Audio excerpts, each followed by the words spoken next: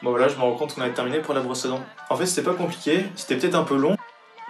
Ça aurait dû être la fin du tuto, mais j'ai dû recommencer parce qu'il était pas clair. On va quand même reprendre l'intro, histoire que tout ne soit pas perdu. Allez.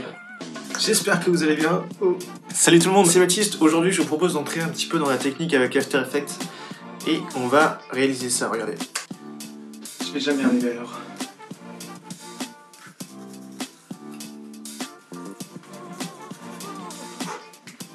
Ça peut paraître compliqué, mais en vrai c'est vraiment super simple. Il suffira simplement de superposer des calques avec quelques masques. Pour la petite histoire, c'est un tuto qu'on m'a pas mal demandé, et surtout si vous avez d'autres idées en tête, n'hésitez pas à me les proposer. Je vous propose déjà de voir un petit peu les grandes lignes du tutoriel pour savoir dans quelle direction est-ce qu'on va, et puis ensuite on va rentrer dans les détails. Allez, c'est parti.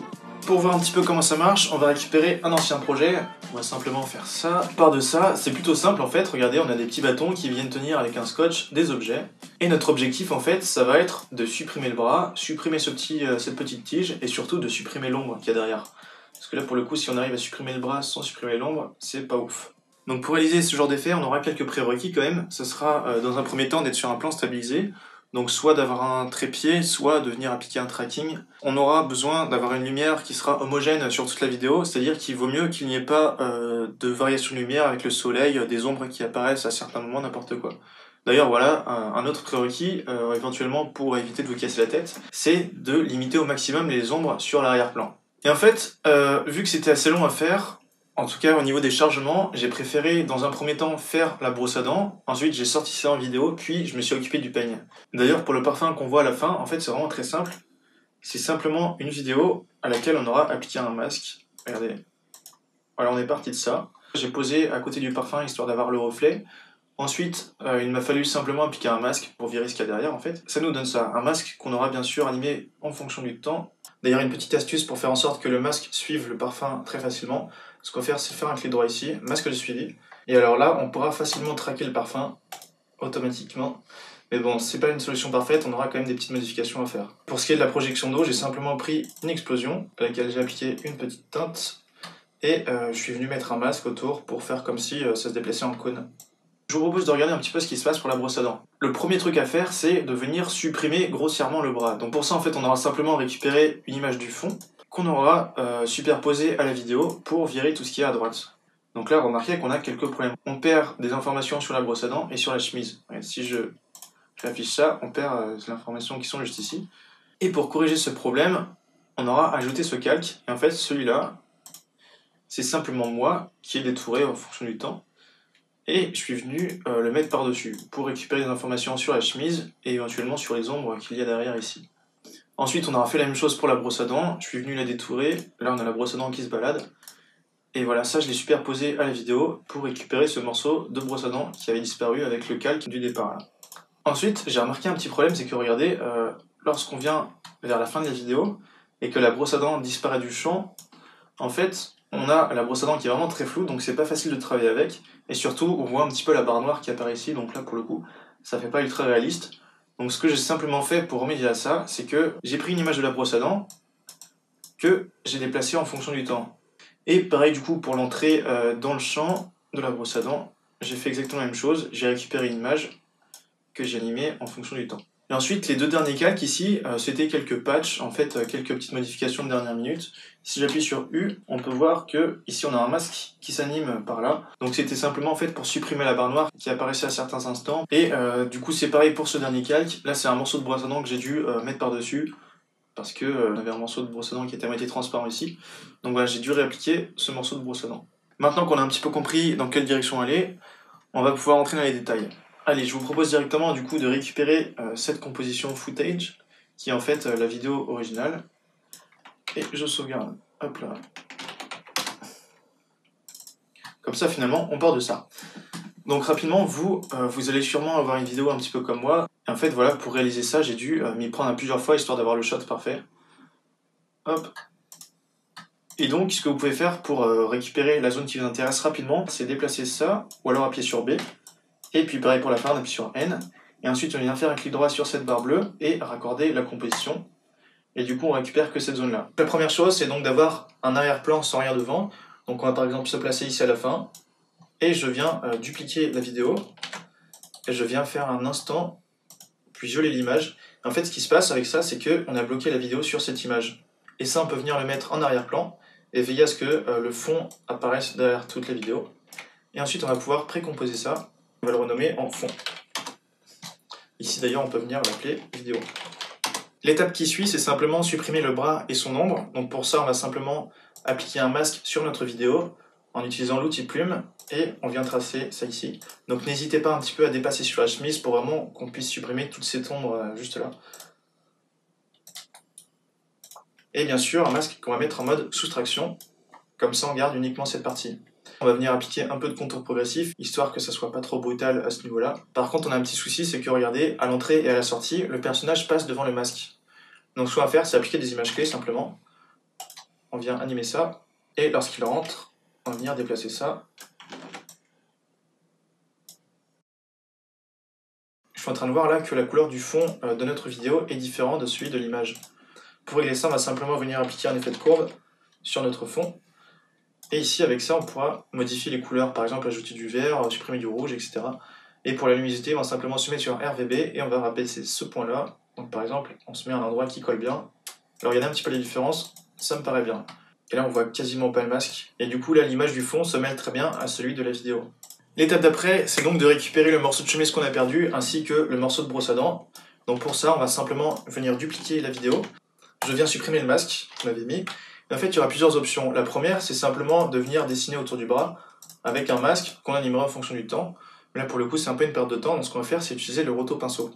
En quelques mots, le roto-pinceau, c'est un outil qui va nous permettre de détourer des formes en mouvement et de les isoler de manière quasi automatique. Donc pour le sélectionner, on va simplement cliquer ici. Ensuite, on va venir double-cliquer sur le calque auquel on voudrait appliquer cet effet.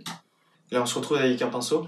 Pour pouvoir modifier sa taille, on va simplement utiliser CTRL, clic, et on va déplacer la souris. Ensuite, le principe, c'est qu'on va venir à un endroit où on voit bien la forme distinctement. On va venir dessiner autour des informations qu'on veut récupérer. Et par exemple, là, regardez, on a sélectionné cette zone. Et aussi, si vous ne voyez pas ces lignes violettes, ce qu'on peut faire, c'est venir sélectionner ça ici. Sélectionner roto-pinceau et cliquer sur rendu. On revient dans l'onglet composition. Et là, si on isole ça, on a récupéré uniquement ce qu'il y a dans le tracé. Donc vous comprenez bien que ça va vraiment nous faciliter la tâche. Et surtout que, si on vient zoomer sur cette partie ici, et qu'on vient déplacer le curseur, en fait le nouveau tracé se calcule de manière automatique. C'est-à-dire qu'on n'aura pas besoin à chaque fois de redessiner par-dessus les formes que l'on veut conserver, et ça c'est vraiment quelque chose de super puissant. En fait le carré ici, ça symbolise la première fois qu'on a appliqué le roto-pinceau. Donc par exemple on peut détourer la forme que l'on veut conserver, et là pour le coup ça dépasse un peu, donc ce qu'on peut faire c'est maintenir Alt, et là on vient sur le négatif, et on pourra supprimer des informations. Une fois qu'on a détouré la forme qui nous intéressait, ce qu'on va pouvoir faire c'est du coup se déplacer dans les images, pour pouvoir calculer le tracé des images suivantes. Et en fait, cette zone-là symbolise les images que l'on pourra calculer. La barre verte que vous voyez ici, c'est le tracé qui a été calculé sur ces quelques images en fonction du tracé qu'on aura appliqué sur la première image. Comprenez qu'il y a aussi un sens de propagation de ce calcul. Par exemple, si on se place ici, on va devoir calculer les images d'avant pour pouvoir déterminer le tracé d'après. Alors que pour ce qui est à gauche du rectangle, le tracé dépendra de ce qu'il y a après et pas avant. Ce qui est formidable, c'est qu'on pourra en fait modifier le tracé en fonction du temps. Donc par exemple ici, je me place sur cette image, je viens ajouter un morceau de pinceau ici. Et du coup, cette modification se répercutera sur les images d'après et non celles qui sont avant. D'ailleurs, pour les tracés qu'on aura fait, on peut venir les récupérer ici. Par exemple, j'appuie 2 fois sur U. Et là, si je vais à cet instant-là, on retrouvera le tracé que je viens de dessiner. On peut venir par exemple l'étendre comme on veut. Des informations qu'on pourra d'ailleurs supprimer. Maintenant que vous connaissez le fonctionnement, l'objectif, ça va simplement être de détourer la chemise sur l'ensemble de la vidéo. Pour ça, j'ai simplement dessiné autour de la chemise, puis on voit un petit peu comment les images se calculent.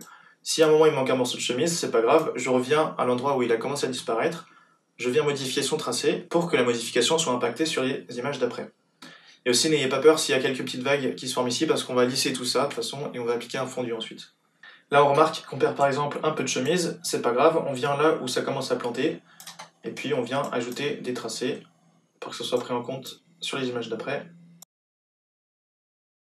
À partir de là, on n'a plus trop besoin de calculer le roto-pinceau, donc ce qu'on peut faire, c'est carrément arrêter le calque ici, comme ça on dit qu'on n'a pas besoin de calculer ce qu'il y a après, et maintenant on va faire ce qu'il y a avant le carré ici.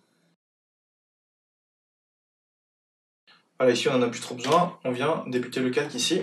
D'ailleurs, un truc que j'ai pas dit, c'est n'hésitez pas à sauvegarder très régulièrement quand vous faites un roto-pinceau, parce qu'en fait, à chaque fois que vous faites un tracé, ça ajoute une modification, et ça c'est une modification qu'il ne faut pas perdre si jamais le logiciel plante. Et une fois qu'on a bien peaufiné notre tracé, ce qu'on pourra faire, c'est venir cliquer ici sur geler. Et là, il faut laisser faire parce que ça va tout recalculer, donc ça va prendre un petit peu de temps. Quand le rotopinceau est gelé, les modifications qu'on fera ne seront pas prises en compte. Donc pour qu'elles soient prises en compte, on va devoir simplement dégeler puis regeler à nouveau. On va revenir dans l'onglet composition et ce qu'on a maintenant c'est en fait notre morceau de chemise. Donc qui n'est pas très propre pour l'instant, mais pour venir arranger ça, regardez, on va utiliser les paramètres qui sont à gauche dans l'effet rotopinceau. Et par exemple, réduire le bruit, ça permet de virer toutes les petites vaguelettes qui sont ici. Donc genre les petites imperfections, si je mets ça à 80, vous voyez bien la différence, c'est un peu plus joli. Et ensuite, on va pouvoir mettre un petit contour progressif pour essayer de lisser vraiment tout ça. On peut par exemple mettre ça à 30. Donc qu'est-ce que ça donne? C'est plutôt bien. Et après, éventuellement, ce qu'on peut faire, c'est venir décaler le contour pour le sortir un petit peu. Hop. Bon, pour le tutoriel, je pense qu'on va rester là-dessus. Et là, vous voyez, on a récupéré une autre chemise. Maintenant qu'on sait le faire pour la chemise, on va faire la même chose pour la brosse à dents. Donc, on va à nouveau dupliquer la vidéo. On va supprimer le masque. Et on va par exemple renommer ça d'ailleurs en brosse à dents. Et on vient du coup sélectionner à nouveau l'outil rotopinceau. On va diminuer le diamètre et on va recalculer toutes les images. Et aussi si ça déborde un petit peu à ce niveau-là, c'est pas grave parce que de toute façon, ce qu'on sélectionne ici, c'est notre fond derrière, donc on verra quasiment pas de différence. Bon là on a peut-être une différence de couleur, mais de toute façon c'est pas grave parce qu'on va pareil mettre un petit fondu et ça se verra plus.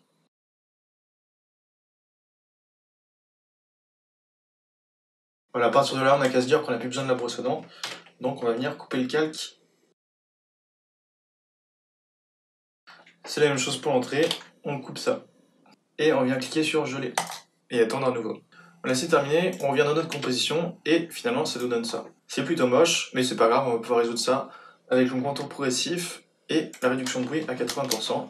Et aussi on va peut-être pouvoir décaler un petit peu le contour, par exemple à 5. Il y a un paramètre qui est intéressant à utiliser aussi, c'est utiliser les flous de mouvement. Et ça permet d'appliquer des contours progressifs de manière automatique lorsque la brosse à dents est en mouvement. Parfois on voit un petit peu la tige noire qui apparaît ici. Et en fait ça vient simplement de notre vidéo d'origine qu'on a mis par-dessus. Et c'est le masque en fait qui va pas assez loin, donc on peut par exemple le rabattre un petit peu plus comme ça. Une autre technique pour supprimer la tige, c'est par exemple de venir appliquer des morceaux de carrelage par-dessus. Donc pour ça, on récupère le fond, on vient le mettre au-dessus, je le mets en mode masqué, et on vient détourer là où ça nous arrange, par exemple ici, hop, on met ça en mode visible, et du coup on a remis un petit peu de morceaux de fond par-dessus. Comme ça on masque bien la tige. Peut-être ce qu'on peut faire c'est mettre ça en mode contour progressif à 5 pixels, et aussi on va pouvoir animer le tracé du masque pour que, au certain moment où on a la tige, on vient la masquer de cette façon-là. Si jamais à un certain moment on n'a plus besoin du masque, c'est pas grave, on vient le mettre de côté, par exemple ici. Ensuite, pour s'occuper de l'entrée et la sortie de la brosse à dents dans le champ, ce qu'on peut faire, c'est récupérer notre détourage de la brosse à dents. On vient faire un CTRL D pour dupliquer, puis instant geler image. Mais là, vous remarquez que le rotopinceau n'est pas totalement gelé. Donc pour remédier à ça, on va annuler le gelé d'image. On vient faire précomposition, like that. Et là, on peut faire instant gel image pour que le rotopinceau soit pris en compte. Du coup, là, il y a une photo de la brosse à dents qu'on va simplement pouvoir déplacer en fonction du temps. Puis on va la virer de cette façon. Là, on remarque la tâche. En fait, c'est le masque qu'on a appliqué par-dessus la brosse à dents. Donc on peut venir l'arrêter ici. On n'en a plus besoin. La brosse à dents, on la fait entrer là. Et elle sort tranquillement. Peut-être un peu plus rapide. Après, on peut éventuellement animer la rotation. Et un truc qui est important, c'est venir mettre les flous de mouvement. Je clique là et j'active bien ça pour que ça fasse un petit peu plus réaliste. Et vous pouvez aussi faire la même chose pour l'entrée de la brosse à dents dans le champ. Voilà, on a terminé la partie de la brosse à dents. Donc ce qu'on peut faire maintenant pour s'occuper du peigne, c'est carrément sélectionner tout ça, puis venir faire précomposition, puis on fait la même chose que pour la brosse à dents. Vous voyez, c'était pas si compliqué que ça, là c'est vraiment du travail de précision et de patience. Et sur ce, je vous dis à la prochaine pour de prochaines vidéos. Allez, ciao!